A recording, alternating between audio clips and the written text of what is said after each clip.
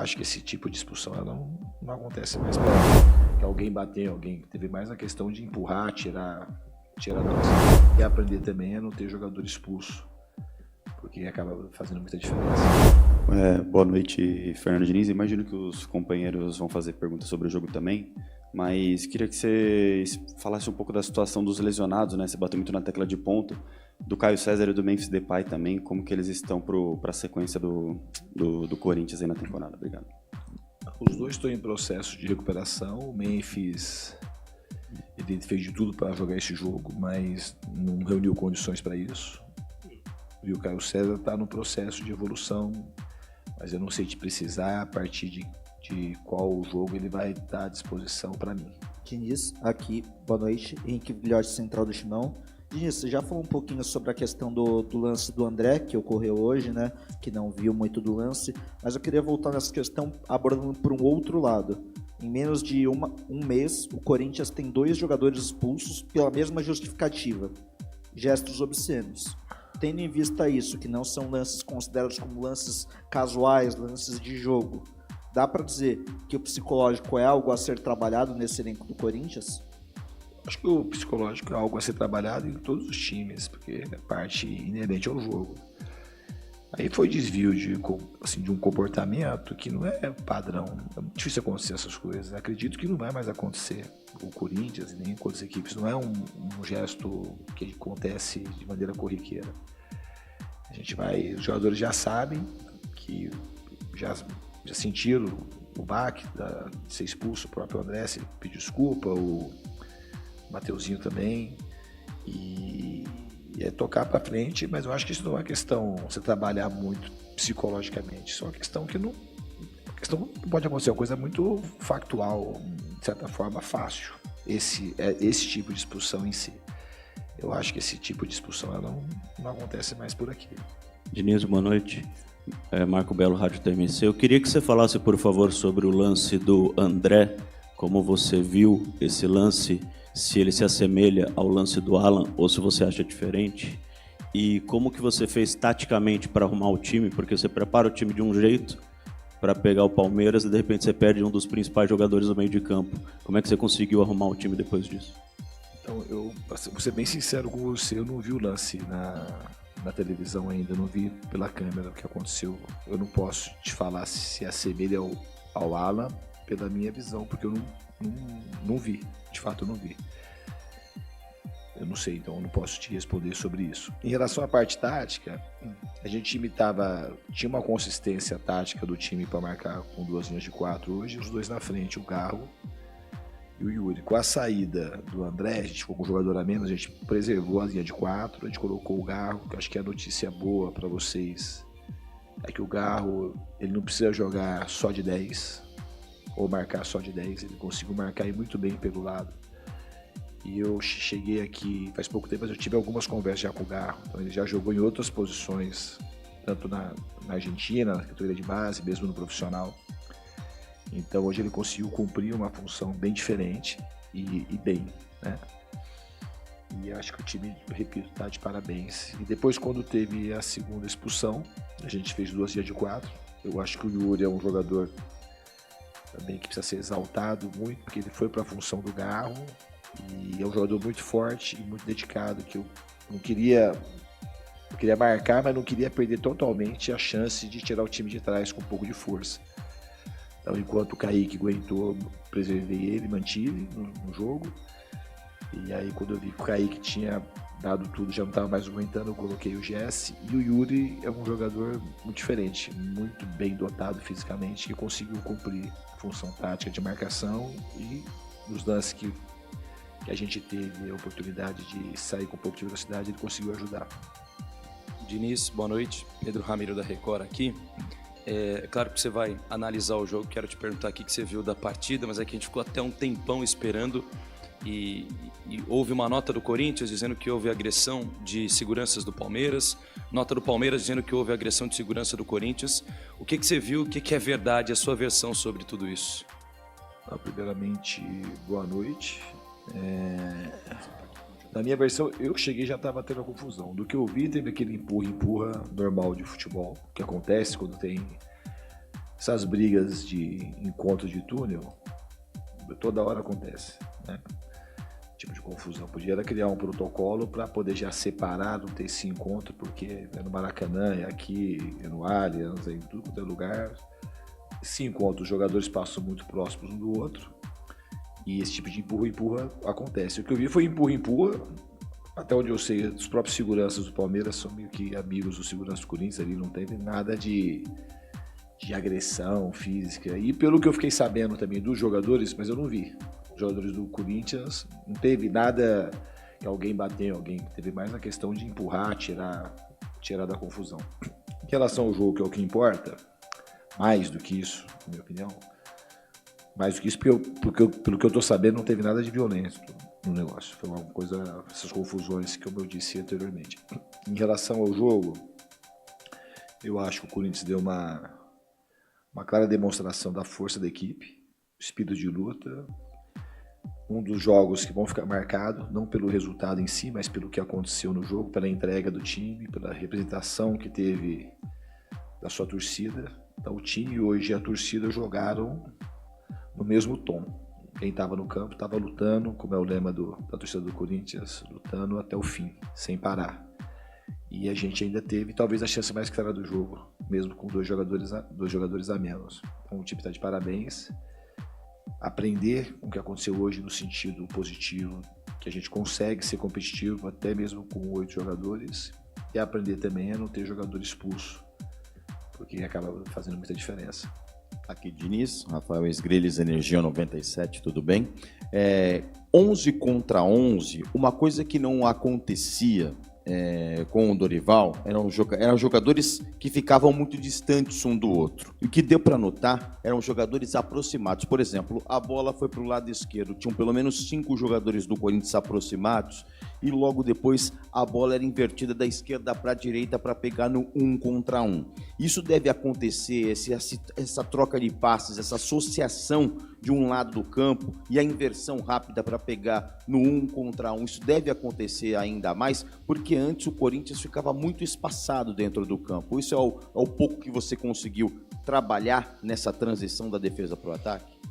Não, certamente é uma característica de um jogo que eu proponho, de aproximação, com inversão de corredor. Não necessariamente precisa aproximar sempre para ter inversão de corredor.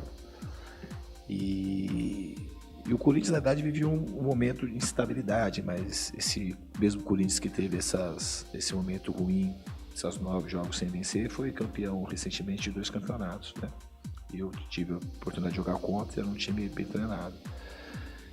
Mas é uma tendência da gente jogar de maneira associada e variar o jogo. Hoje a gente saiu jogando curto, saiu jogando longo, saiu com aproximação de um lado, do outro, como você mesmo disse, teve aproximação por dentro no corredor central também.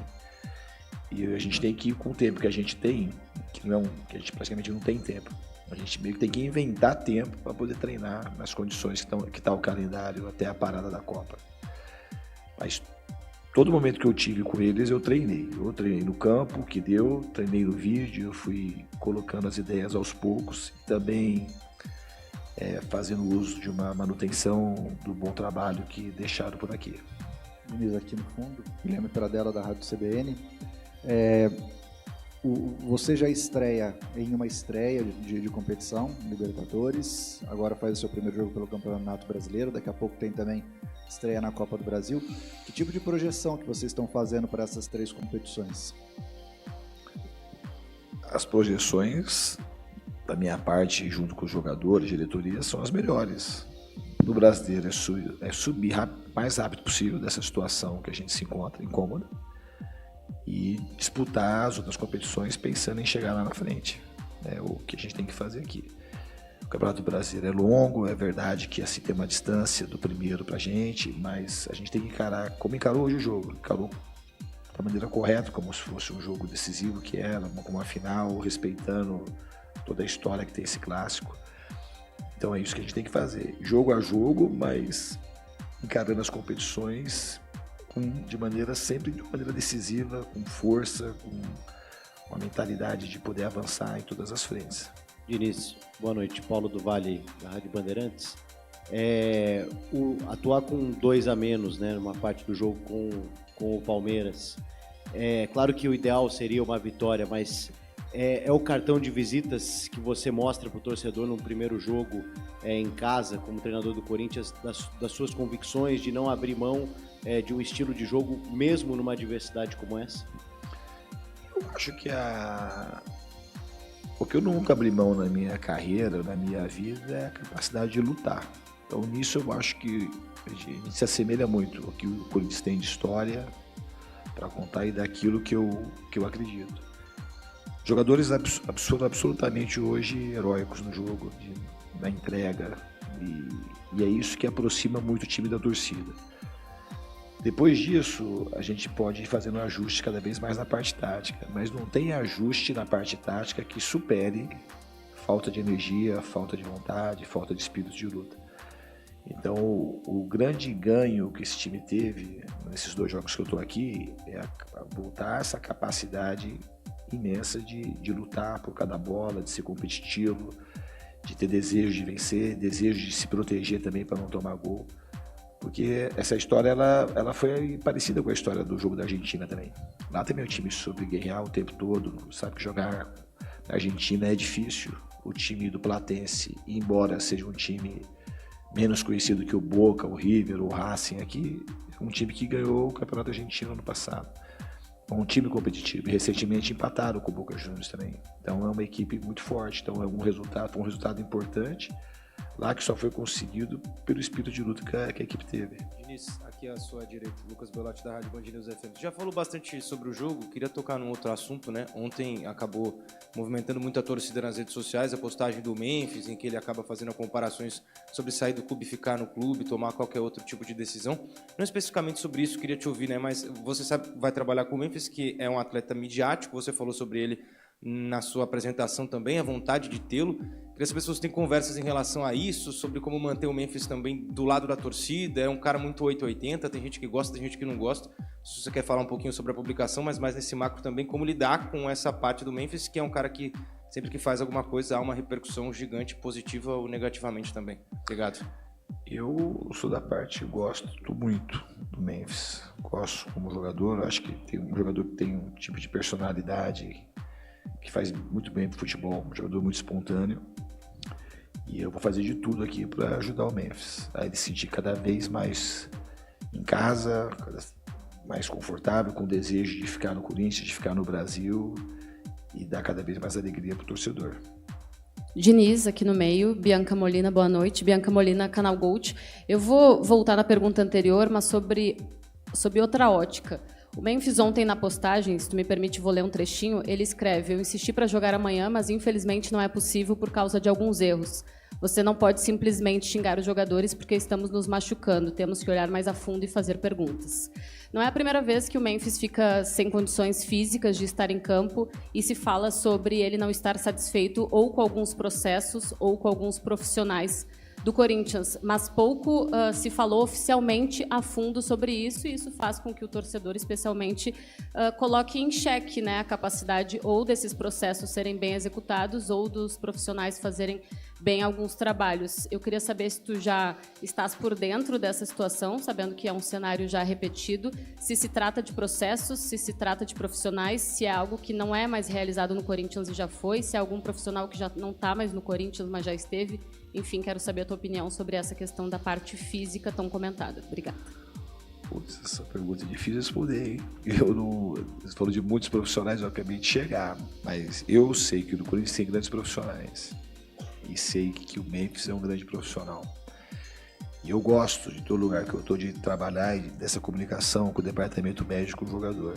Eu acho que a gente vai entrar numa linguagem comum para ajudar o Memphis e ajudar os outros jogadores também, mas especificamente nesse caso do Memphis, para deixar esse negócio redondo. A gente tem uma equipe muito qualificada e a gente vai aparar assim, alguma coisa que possa ter tido. Não sei se teve, eu não me aprofundei nesse tema, mas eu já conversei um pouco com o Memphis e eu tenho certeza que a gente vai entrar